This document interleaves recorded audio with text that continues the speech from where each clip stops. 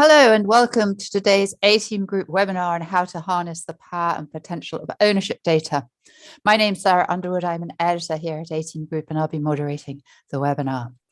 Our expert speakers today are Chris Pym, Head of Master Data and Engineering Data in Data and Services at NatWest, Steve Kleinman, Industry Practice Lead, Master Data Solutions at Bureau van Dijk, a Moody's Analytics company, and Phil Yeoman, Group CDO at Cardano.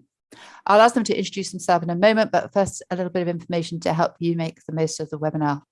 To the right of the video, you'll see a Slido panel, which has both poll questions in it and the opportunity for you to ask questions. We'll be running 3 poll questions through the webinar, so please do tick the boxes so that we have some idea of what you're thinking and where your troubles are lying here in the area of ownership data and where you're getting the benefits. Please ask your questions in the other Slido panel whenever you would like to. We'll take those through the webinar and not leave them to the end so that we don't lose them all, and hopefully we'll answer as many of your questions as we can as we go along.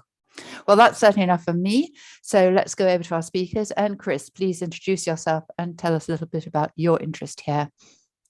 Sure, thanks, Sarah. So yeah, Chris Pym, so Head of Master Data Management at NatWest. So it includes kind of identity, which I think is going to be quite pertinent on today's discussion, and how we use our ownership data to kind of resolve identity. Okay, great. Thank you. Steve. Yeah, hi, Steve Kleinman, Industry Practice Lead at Bureau van Dijk, Moody's Analytics, and been in this industry for a long time as a data provider, and before then working as a data practitioner, implementing dozens of master data management implementations for across different industries. So I'm really happy to be here, join and share my best practices. Thank you. Okay, Phil, over to you. Hi, welcome all. So I'm Phil Yeoman. I'm the Group Chief Data Officer for Cardano Group. So Cardano Group, we manage one of the UK's largest pensions funds, which is called Now Pensions. Some clients include Uber and Amazon, among others. We provide investment and risk advice on large portfolio to clients, so including many high street brands. We trade, invest and manage pension scheme assets. And we own and manage a large ESG fund and provide ESG investment advice and trading. Due to the UK, the new Prime Minister in the UK and the budget conversations, we've had a very busy couple of weeks that some of you may have heard about, in bonds and gilts in the market. I've spent about 20 years in the pensions industry doing stuff with data. I started my career basically moaning about the quality of data and access to data that I needed to inform my job. And I kind of changed my focus on to doing something about the quality of data, especially within the kind of pensions industry. I wrote the data standards for UK pensions, and prior to joining Cardano, I was the head of data at the UK's pensions regulator. That's okay. me. Thank you. Lots of data. Lots of data. Okay, that's great. Thank you all. Anyway, let's get started with an audience poll. The question is, to what extent does your organization use ownership data? Please vote in the poll. And while you're doing that, let me ask Chris to set the scene and talk a little bit about the extent to which financial institutions are using ownership data today and how effectively they're using it. Yeah, sure. So I'm aware of kind of ownership data primarily being used probably in financial crime. So we're obliged to resolve ownership down to 10% ownership in certain cases.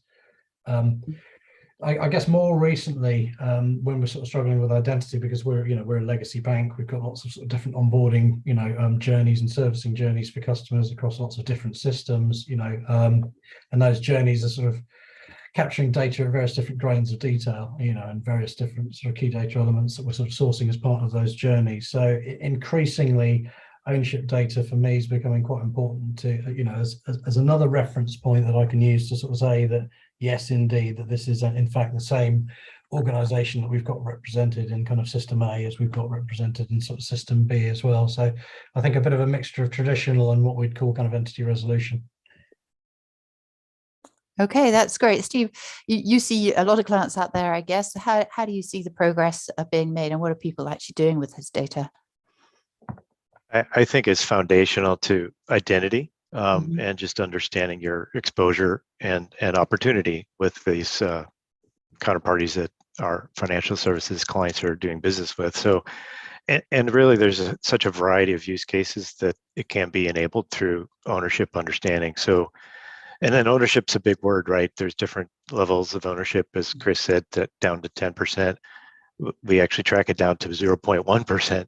So it can be really additive to an understanding of your relationship. But I guess it's good to maybe level set on what the terminology. So there's majority ownership, right, which is kind of where more sales and marketing use cases, understanding the corporate structure in general. And then there's the minority ownership, which can go down to 0.1, and you're using that for maybe more the risk side of the operations and decision making.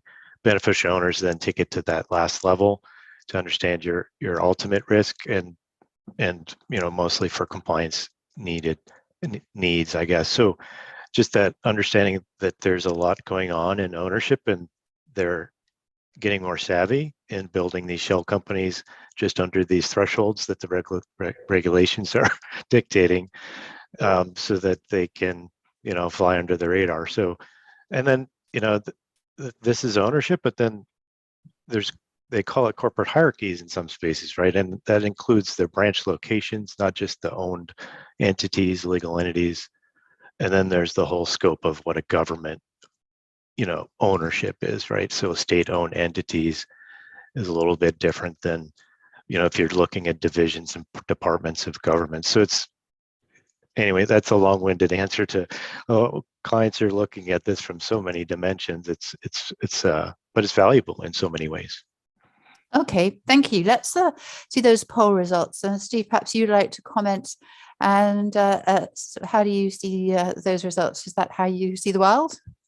I'm going to zoom in there a little. Yeah. So, essentially, it's becoming more and more critical part of our clients' needs and realizing greater benefit from the data that they have internally, right? Because a lot of times that external view can give you great insights.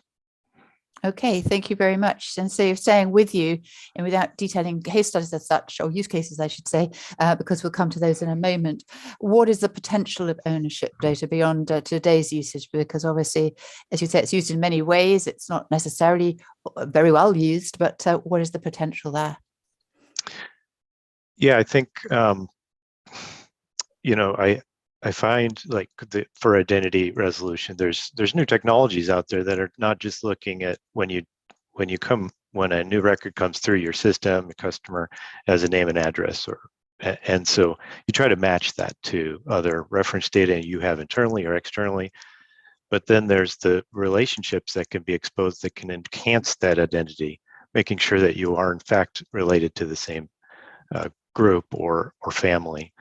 So for identity, relationship, and then just understanding how you can grow your business. So there's the risk side of understanding your exposure to risk, but then we're seeing more financial institutions, when they've invested in this data management platform, to actually push that upstream into the front office to help with finding opportunities for cross-selling and better servicing your customers, giving them better experience.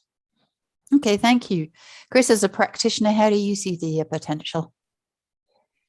Well, yeah, something I probably forgot to sort of mention at the beginning, just to go back. I mean, because we've always needed ownership data also to construct the kind of the corporate hierarchies that Steve was referencing as well. So we shouldn't kind of gloss past that, right? One of the questions I'm having when we're kind of defining data and what ownership is even recently, it's like, with entity resolution, you use it as this sort of data point to sort of uniquely identify an organization, right? But then you want to build kind of hierarchies on top of that, and those hierarchies can be kind of as big or as little as you want, depending on whether or not you're going with a majority or minority kind of ownership.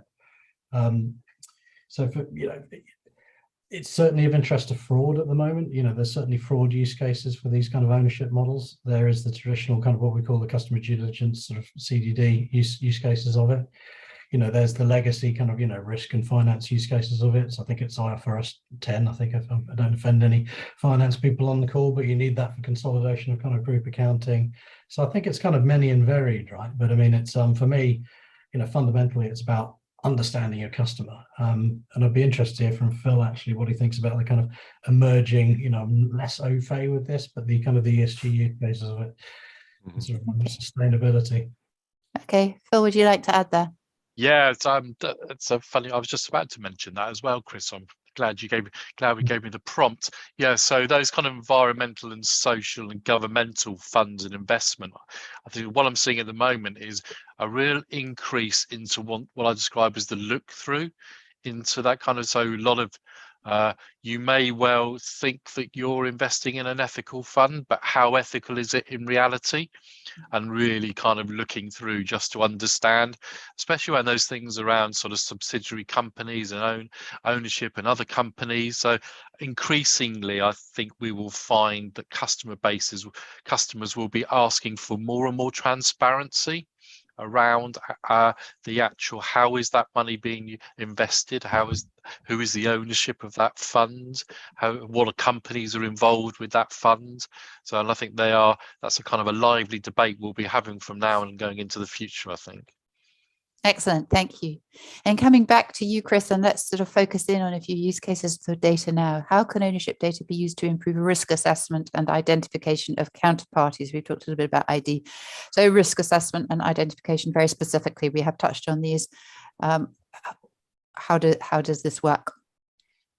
Well, I'm not a sort of a fin crime practitioner, so I'm sort of mastering the reference data. So I might sort of offer that if anybody's got a kind of deeper insight into exactly kind of how that works.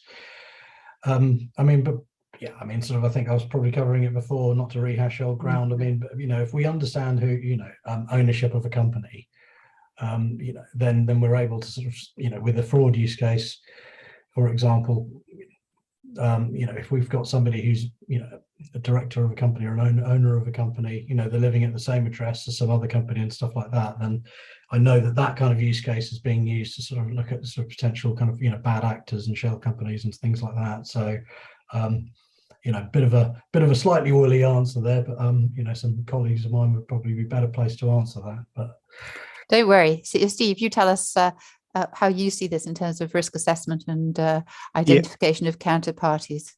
Yeah, I think risk assessment is pretty broad and is used, reputational risk, understanding your exposure across the corporate, subsidiaries that not even necessarily majority owned subsidiaries, right?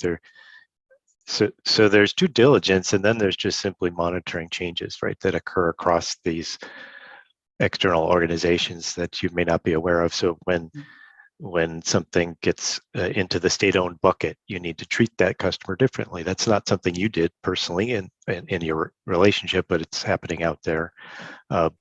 When there's divestitures or minority investments in companies, you should know that if you have exposure for loans or insurance policies or these things that are impacted.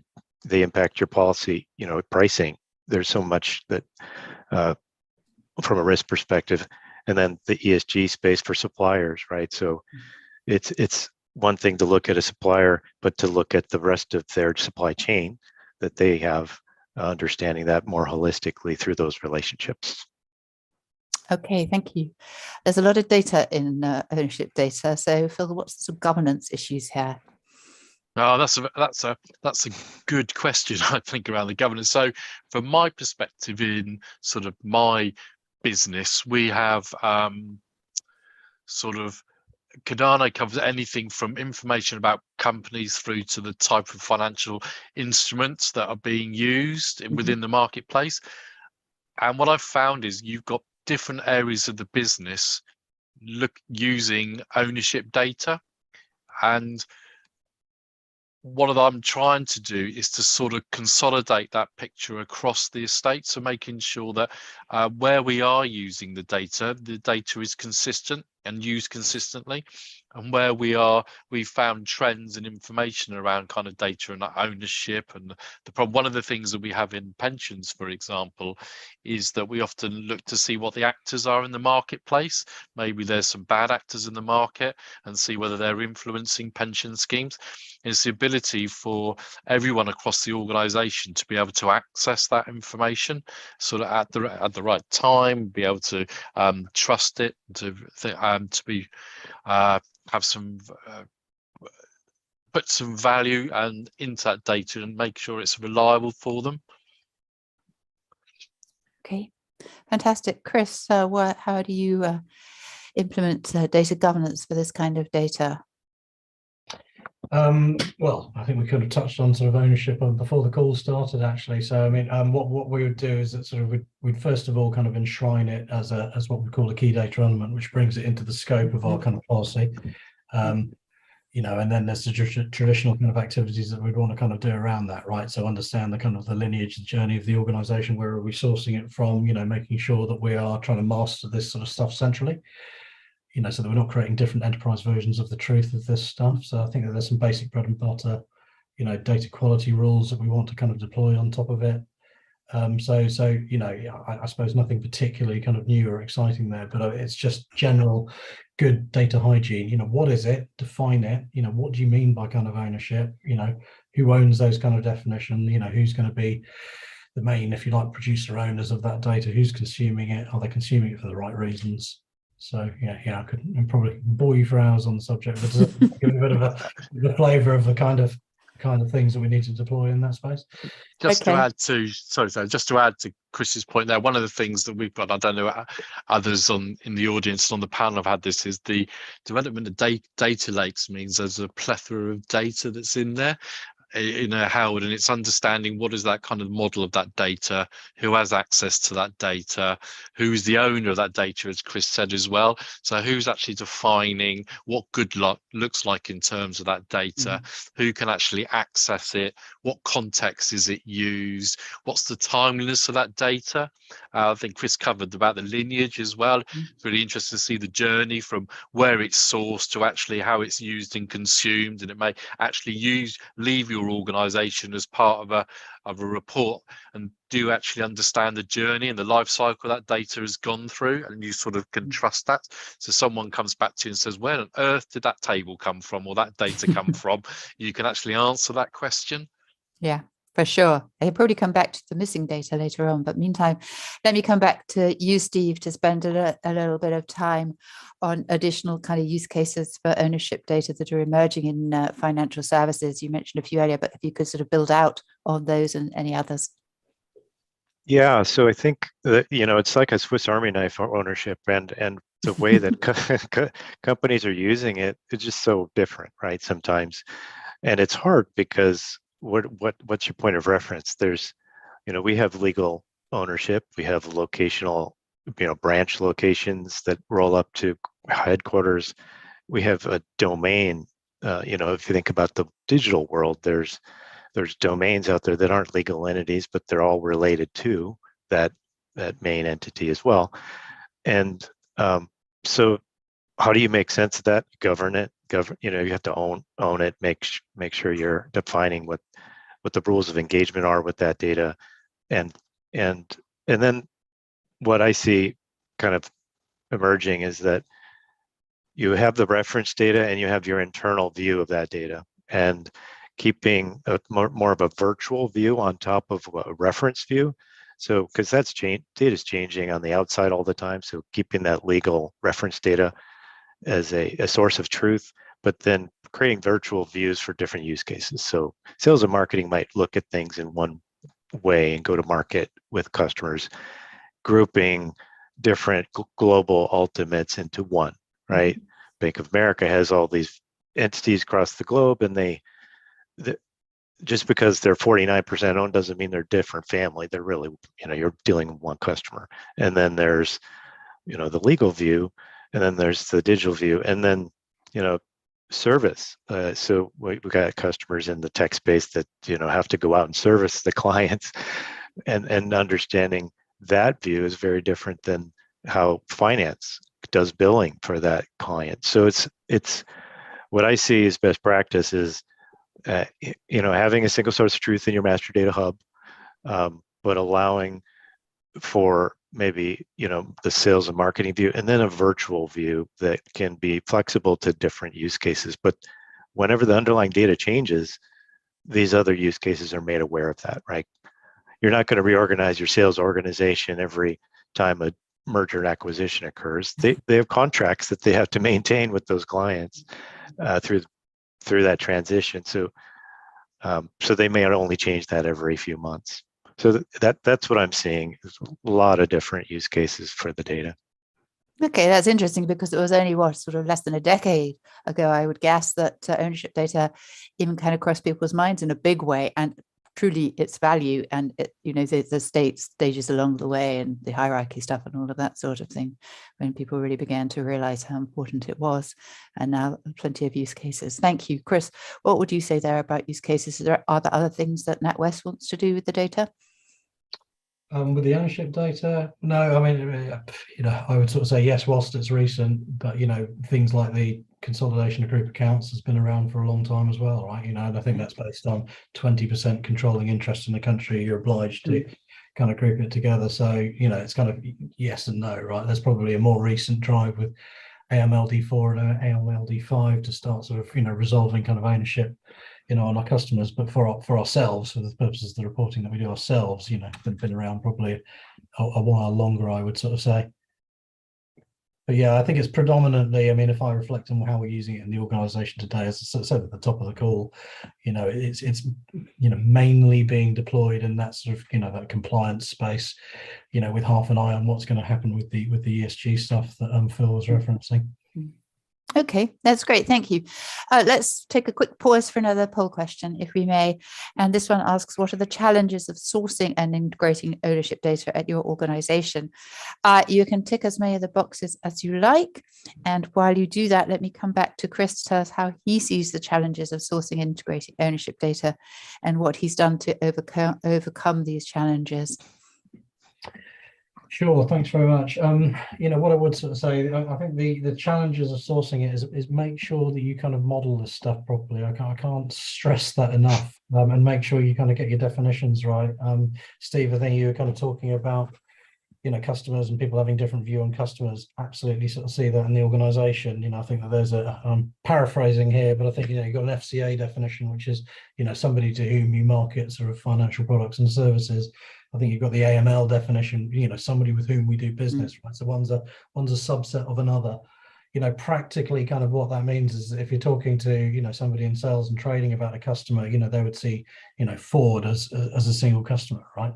Whereas actually, if you look at the subsidiaries, the company hierarchy there, you're talking 200-300 kind of, subsidiaries in a big tree joined together by kind of ownership logic rules, right? So, I would sort of say the first challenge that you've got is, have you got a model?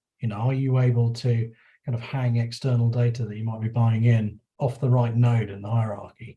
Because if you don't do that right, you're going to get some pretty weird outcomes. So you've got to kind of do that right.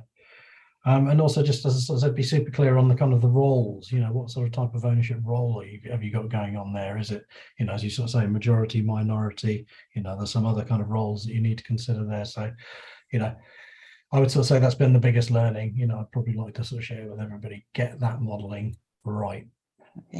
Okay.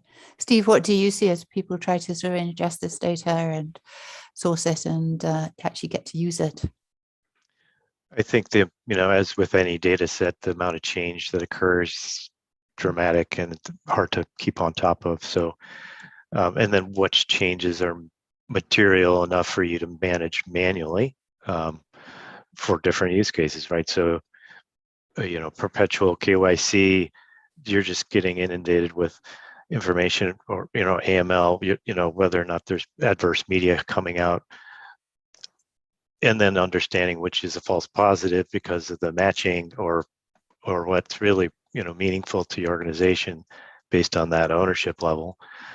I think there's challenges in maintaining the internal governance of the data. Like you said, there's so many stakeholders that use it for different reasons. So just having clearly defined RACI matrix around who manages what around the data, and then how it's shared, I guess.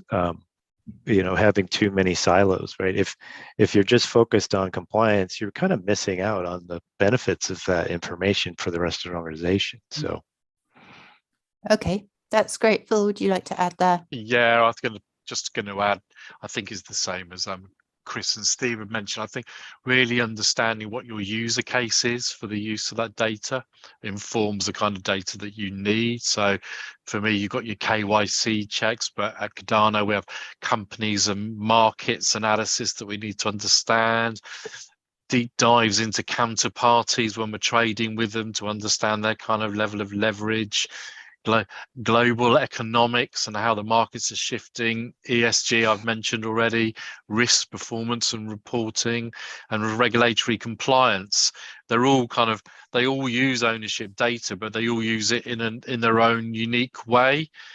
And on top of that, you've also got what intelligence is this all giving us? What business intelligence give this? What other opportunities does this data provide us? What can our clever data scientists make of all of this kind of universe of data that we have?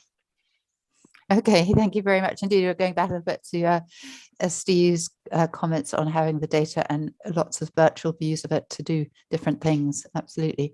Okay, could we see the poll results, please? And Chris, would you like to comment on this? This is the challenges that people are facing. Oh, it's interesting to sort of see that one at the top, right? Inaccurate, incomplete. As a sort of, I think you can actually use it to sort of help you resolve inaccurate, incomplete other types of data. So that's my immediate kind of reaction to that. But I can absolutely understand where that's kind of missing and the problems around sourcing it. Come back to maybe trying to sort of solve that is have you modeled the data correctly to start with?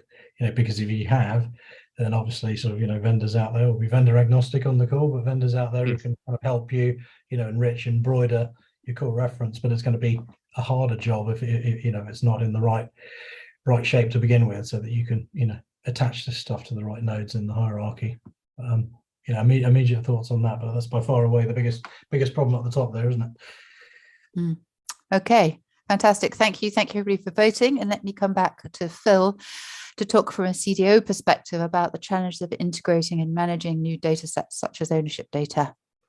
I think we've touched on this, I think, throughout the sort of panel conversation. I agree with Chris as well. One of the keys is is to sort of modeling your data. There's a model of that and what are your use cases around those model. Then once you understand how you want to use data and how that's going to be modeled within your organization, you can then start to integrate what those sources of data and where you want to source that data from. I think once you start that modeling, also you can start to ask yourselves those questions around that quality of the data. What does good look like for that data, which may start to address some of those the point that came back from the poll around the inaccurate data that coming through. So I think you need to think very carefully around the type of warehousing or platform or technology that you're using. Does your current technology stack support the integration and the management to the level and the standard that you need it?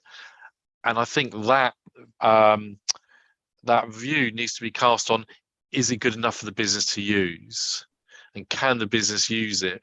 And where if you've got poor and inaccurate data, how much time is being spent by the business to fill that gap currently?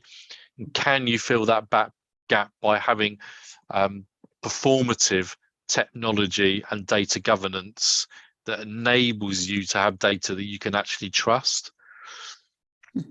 Okay, thank you very much indeed. And we have some audience questions in, so let's take a break for those. And I'm going to put this first one to you, Steve, and it says, how do you ensure ownership data is up to date and accurate at all times? We touched on the up to date. How do you ensure up to date and accurate?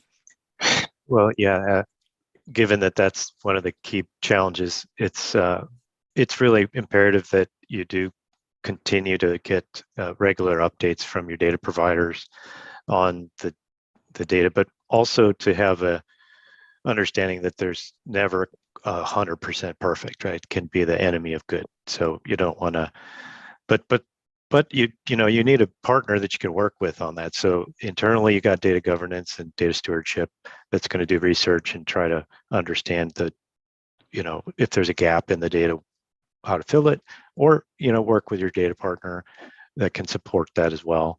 So those mergers, acquisitions, divestitures, IPOs, all the things that are happening in the market that change your data, it's important to have good coverage for that data, right, globally. So a lot of times there's gaps in coverage from your data providers. So make sure when you're evaluating them that's part of your assessment, right? If you're trying to grow business in a different region, but you haven't really looked at that data yet, just take a look at that opportunity to understand that coverage based on your needs. Okay, thank you. And Chris, I think here's one for you. It says, can the panel explain how to identify high-risk counterparties? Okay, that feels like it was a bit of a fin crime question, so I'll probably go back to base on the fin crime thing there. So, for example, a high-risk counterparty, in terms of what our policy would sort of say, is that you might be engaged in certain sort of industry activities, right? So if it's kind of, I don't know, things like gambling or sort of oil and petroleum production or something like that, that sort of tends to naturally make a entity type customer kind of high risk.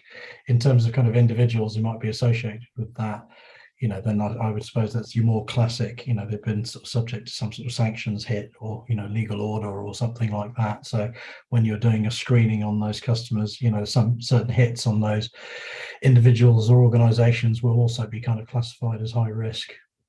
But probably throw that out there too. I don't know, Phil, have you got any thoughts on that? You're kind of nodding. I mean, yeah, no, I'm kind of similar to that as well. After we were looking through for sort of directorships, and have there been any sanctions applied to any of the directors that are involved in some of those companies, those counterparties? Is there anything that's flagged up? From my days of working with the pension regulator, we worked quite closely with some of the criminal crime agencies as well, and we would do a bit of kind of data sharing around there, and some of the kind of flags that would come up. We talk about this idea of sort of known actors as well. Are there people, is the same names coming up on several different occasions in relation to some of the sort of transactions or ownership models that we're seeing going on? Can sometimes raise alarm bells with us. And maybe could I pick up on that actually, because it sort of prompts a thought, and it's Sure. One of the things to kind of watch out for, right, with the kind of the ownership data, is to just be super clear that you can kind of uniquely kind of identify these people, because the challenge on those screenings is always false positives, and that's where you hit the noise.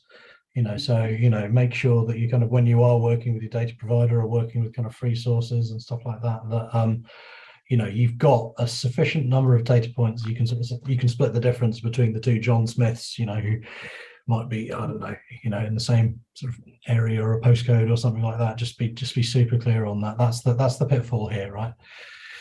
Yeah, I've done a lot of stuff in the past around kind of what people call about fuzzy matching, and sort of on sort of names and stuff, and making sure that you are doing that. That you're right, you're right, Chris. You can get yourself you can get yourself into a bit of trouble if you get the wrong matching, I think sometimes.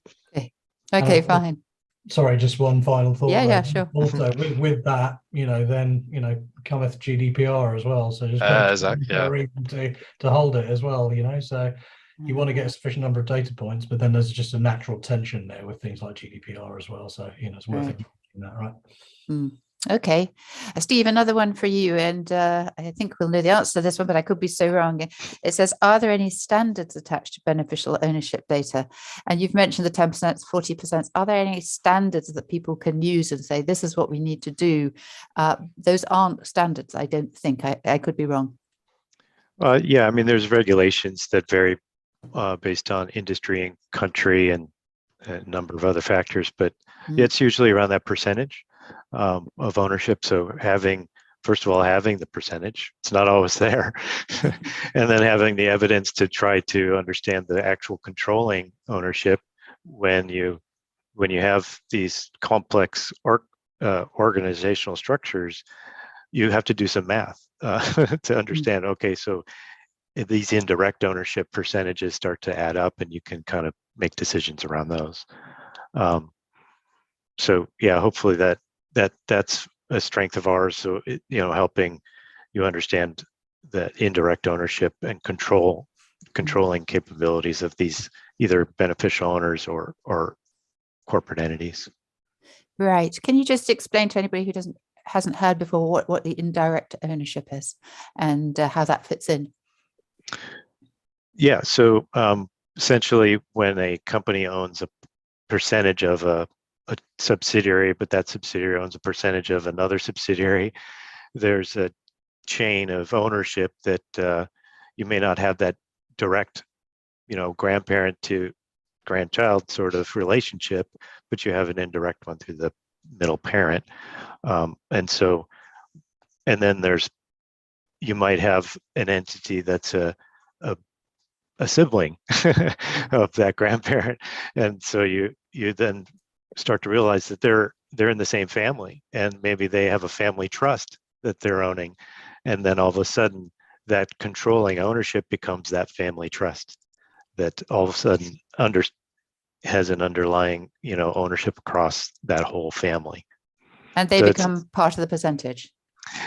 Yes, right. So the percentages kind of trickle down, right? You have to do the math, or get the math done for you as part of the solution.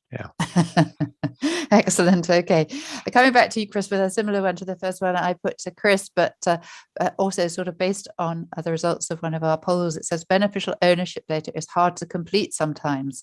How does the panel suggest we resolve this or get around it? Sorry, was that a question to me, Terry? Yeah. Where beneficial ownership is hard to complete. Well, yeah. I would suggest it's you need to be partnering with data vendors. I would suggest in that space, to the extent you can't self-serve on your kind of free external sources. I'm just referencing something that Steve was sort of saying. I mean, in certain cases, I think we're helped, with things like the LEI, the legal entity identifier. For sure. You got a decent sort of free source there, and the up-to-dateness, the timeliness of that data, because you're obliged to refresh that on a kind of an annual basis. It's pretty good. I think that's helped a lot. So in terms of patching the holes, just look around, see what you can kind of self-serve on, and then if you're not able to sort of complete that, then I'd absolutely recommend partnering with an external kind of data provider who can help you. Right. And Steve, in that case, the external data provider goes away and digs and digs and digs for the data. Yeah, in fact, we have a lot of tools at our disposal, right? So our information providers, and then we have a set of 100, staff that curate our ownership data, and then we actually have access to all the registries through a single, unified platform, which we sell to our clients as well. So you can get the live version of the entities, right? So our database is refreshed and curated on a weekly basis, but there's some tricksters out there trying to get through that monthly refresh, or the however often you refresh your data. So having a live version from that ownership registry can really make sure that you're not filling those gaps. Right. Okay. Excellent. I feel I have one last question, which is sort of fairly general in terms of how you're going to use the data, but it says our firm, it's spelled wrong, I think, so I'm going to interpret this one. It says our firm needs to spend more resource on ownership data, but there is resistance. How can we break this down? Good question. I would start again with what is the user case? What are you actually using? What problem are you trying to solve with the use of the data?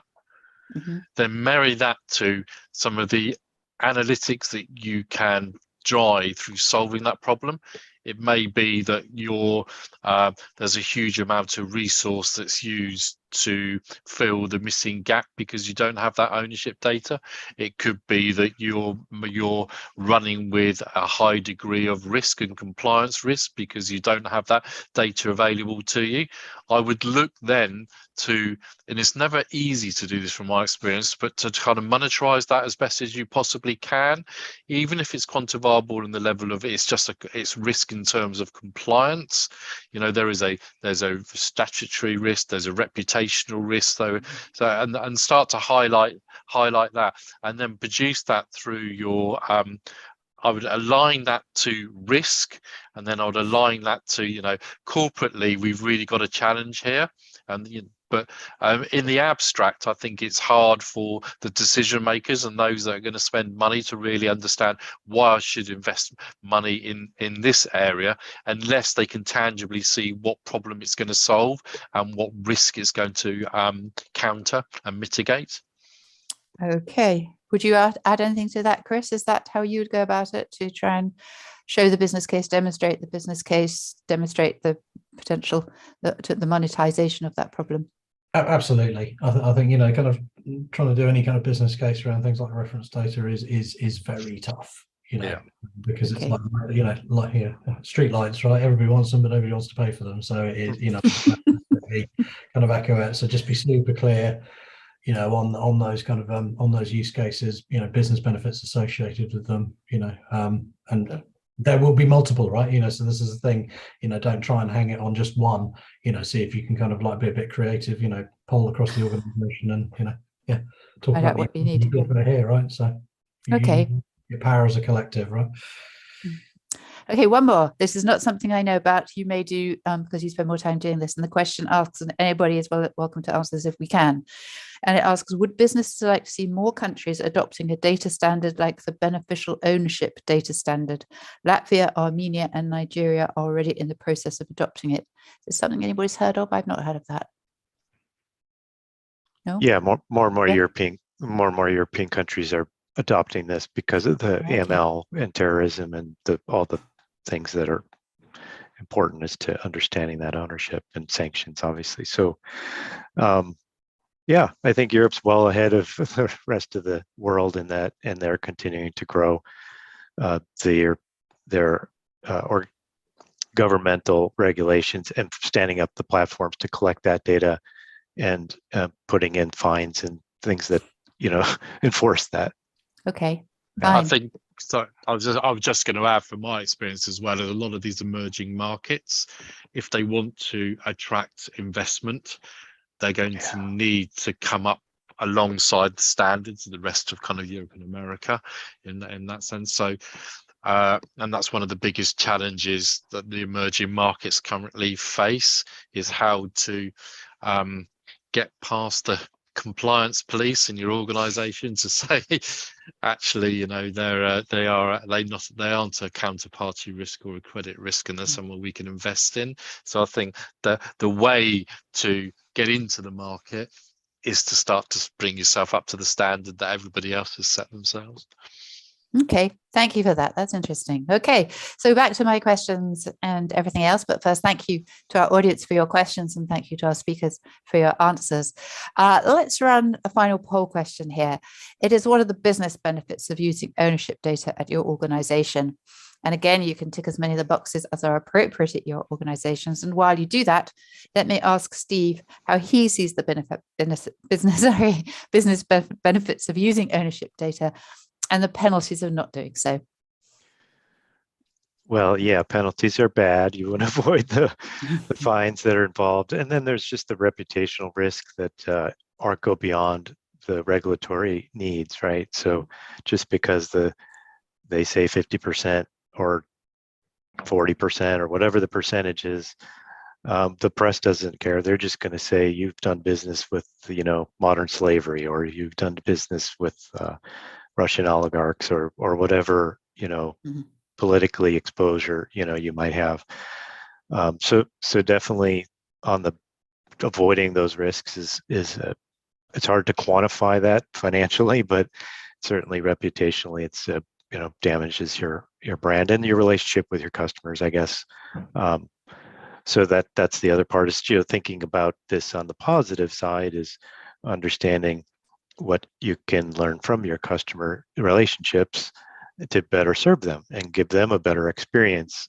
So talking outside of risk, just simply treating your customers better so that when they are working with you in different divisions or different lines of business with you, that everybody's on the same page and they understand that that's one relationship with a bigger, broader customer.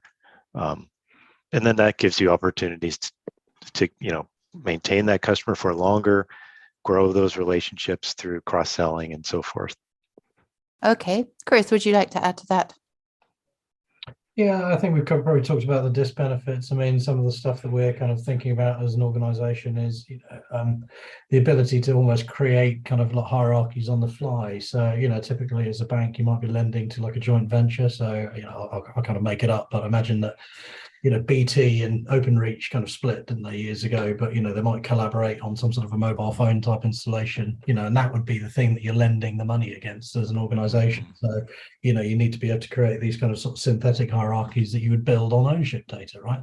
So that you can create this kind of H shape. If you can imagine, you'd have a the BT hierarchy on one side, you'd have an Openreach hierarchy on the other side, and you'd be able to sort of draw a ring around some entities in the middle and sort of go, this is the thing, these are the the people involved in this kind of transaction. So I think it's being able to sort of do new kind of dynamic things, be able to kind of allow people a bit more of a flexible definition of kind of customer. It's not always the obvious thing. So maybe just to share that. That's interesting. Yeah, thank you very much indeed. And if we may, could we see the poll results, please? And Chris, I hand these over to you as well. But the business benefits as our audience sees them. Yeah, I think looking at that, I'm not surprised, right? I think that the big driver here has been things like sort of AMLD. I probably also want to touch on Anna Krennet. It's anything that's anybody who's kind of EU based will also have to comply with this, and I think it's I think it's going to be sort of super interesting, sort of like how the governments play back this data, or how the regulators should sort of say play back this data, because Anna Krenet's a rule around kind of lending. If you're an EU organisation, you need to be reflecting not only who you're lending to, but intermediate parents and ultimate parents and stuff like that. On the financial crime side, that you're kind of reporting these things, under those kind of regulatory returns as well. So, I think it'd just be interesting to sort of see if in the future we get this information kind of replayed back to us, and we start to create a bit more of a kind of golden source in line with things like sort of the Global LEI Foundation. So, yeah, not surprised to see that 80% at all. Right. Anybody else want to comment on that poll? No. Okay, fine. It doesn't come as any surprise, I think, that everyone's looking at that. I was just going to. I think that the driver going forward is increased transparency, and I think we're just going to be hearing that more and more over the coming years. Okay, fine. Yeah, it would be great, won't it, when we can get beyond compliance to a business benefit that is greater than compliance. I think we will get there, however, but let's see. I don't know when. I certainly don't know when. Okay, finally, let me come to Chris and Steve and ask them what advice they'd give to practitioners working or planning to work with ownership data. Chris, perhaps you could start here. Sure. I think I said it again, but just for posterity, model first, right? Absolutely, kind of model first. Again, picking up on Phil's point, you'd be super clear on your requirements, because you need to define this. If it's 10%, you need to encode that as a piece of logic somewhere so that you can find that data. You don't overpopulate, kind of underpopulate. And I think the last thing I would sort of say is that, I'd absolutely recommend treating this as an enterprise asset, because there's going to be more than one use case. Don't be tempted to sort of say, I just need this for FinCrime. I'm going to stick it, and call it domain-specific data managed under sort of FinCrime. It's absolutely something which is going to be an enterprise asset. But also just be mindful of that tension, with things like GDPR and subject access requests and stuff like that. At the end of the day, you're dealing with, potentially sensitive or, personal information here. So make sure that the people accessing it, have got, a good reason to sort of access it, and, that you can respond to these subject access requests. So it's the three things: model, be super clear on requirements, and probably master centrally. Okay, thank you. Steve, what would you advise?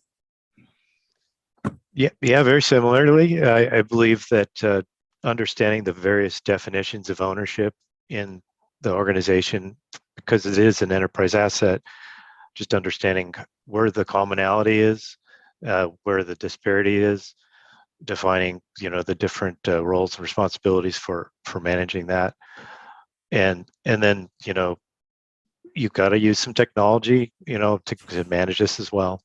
But the data, both internal and your external reference data will be key to maintaining it moving forward, right? So changes occur all the time that you need to be continuously aware of. But set yourself up for success. Don't be too rigid around the definitions.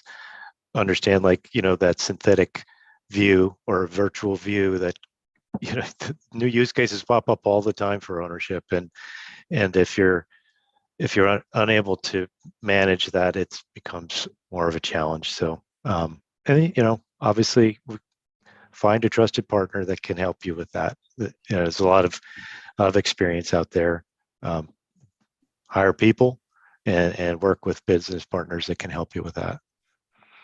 Excellent. Thank you very much, Steve. And thank you to all of our speakers for sharing their expertise and experience with us. Thank you too to Bureau van Dijk and Moody's Analytics Company for sponsoring today's webinar. If you'd like to learn more about how data-driven strategies can help your firm, you can sign up to receive a new A-Team and Bureau van Dijk and Moody's Analytics Company report and communication. You'll see the link to sign up for that under your video screen, just one line under your video screen. So sign up there and we'll be sure that you get the report as soon as it's published, which will be very soon. Meantime, and before we close, just a few A-Team group items that may be of interest to you. If you scroll down your screen this time to additional options, you can sign up for our forthcoming webinars on meeting the challenges of regulatory change, the challenges and potential of data marketplaces, and best practices for data lineage and metadata management to support evolving data operations. Those are 3 separate things. Please don't read it into one, which I did. Never mind. Okay, that's it for today. So thank you again to Chris, Steve, and Phil, and thank you to all of you who've taken part in the webinar. Please fill in our feedback form as we're always keen to hear your views and improve our products. Meantime, thanks again and goodbye.